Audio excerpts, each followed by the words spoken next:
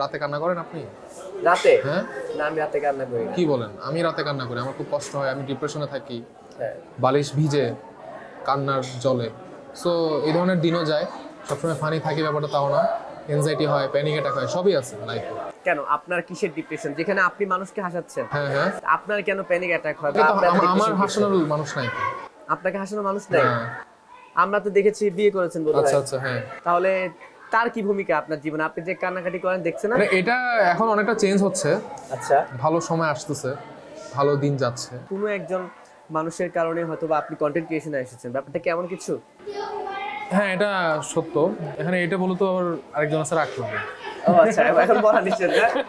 কিন্তু আপনি অলরেডি বলে দিলেন যে আপনি এখনো কান্নাকাটি করেন, ডিপ্রেশনে আছেন। না, কান্না তো পাস্টের জন্য করি না, কান্না দৈনন্দিন জীবনের অনেক ধরনের কষ্ট থাকে না, ভবিষ্যৎ চিন্তা থাকে, সামনে বাচ্চা কাচ্চা হবে, তাদের স্কুলে নিতে হবে, স্কুলের বেতন দিতে হবে, অনেক এগুলো অনেক টেনশনে থাকি আর কি। মানে বিয়ের পাশাপাশি, ঘোষণার পাশাপাশি আমার বাচ্চা কাচ্চা ঘোষণা পেয়ে গেলাম আপনার কাছ থেকে অ্যাডভান্স।